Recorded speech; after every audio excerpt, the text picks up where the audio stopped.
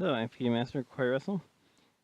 And this next game illustrates why it's so important to play the opening accurately, and why it's important to, especially as black, to play Sicilian slowly if you're playing a tournament game. Because it's so easy to make a tactical mistake or a strategic mistake, and then you're on the defense the rest of the game. It's kind of what happened this game. So we'll see what happened. I was white against an expert. Played Sicilian.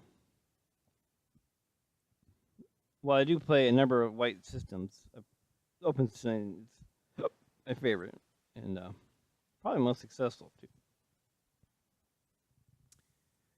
So here, black is playing the nutter.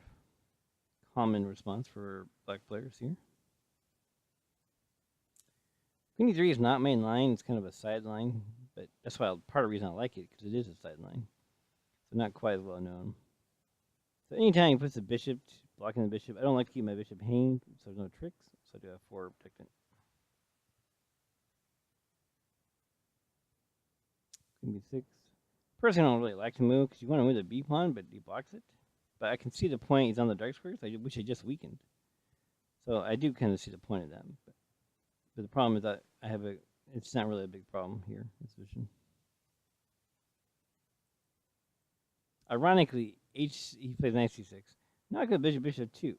All my black squares are really, really strong. Not to mention possible discovery. And of course, I'm not worried about this. It's back, and I can just kick him. And not only that, my bishop protected against watch for discoveries. So that would actually give me some tempi. So I wouldn't mind that at all.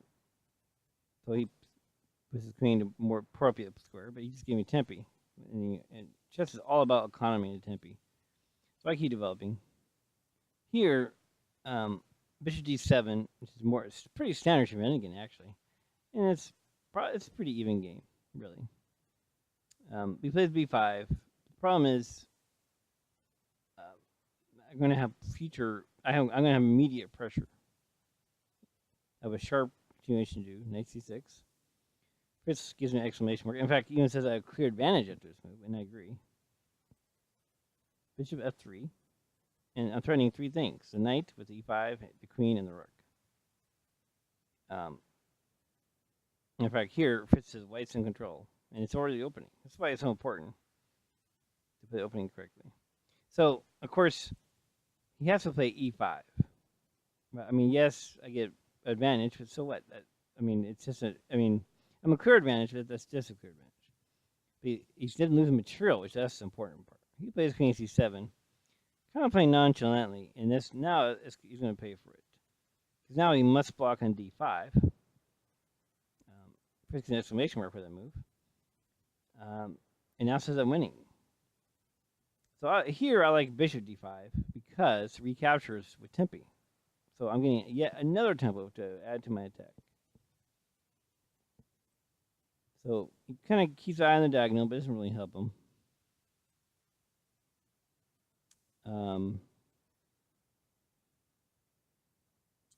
So one of my points is this. If he does something like this and goes, oh, I'm going to run. Well, you can't because d7 loses a piece.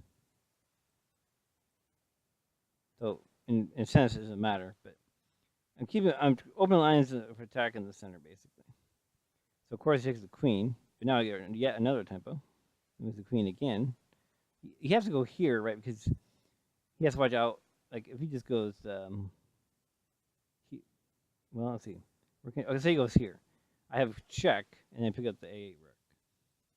So he's basically protecting the rook. He's on the check, basically. However, I have a strong move to continue the attack. If Fritz gets an explanation for this too, check.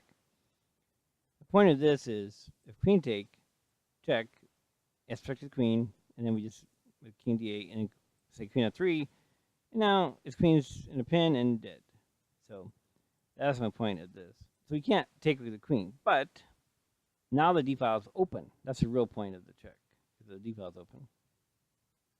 So now my last piece gets the attack. Check. King d8 is the best move, although check, and of course, or you can't take, of course, it's the mate, or I take on d7, which is strong. This would be good for white. He would have a heck of a time trying to get unjumbled, basically.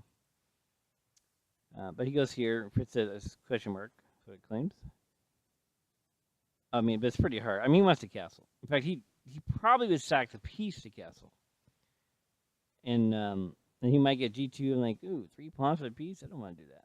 So, let's not make him not castle. Threatening queen d6, which would be devastating.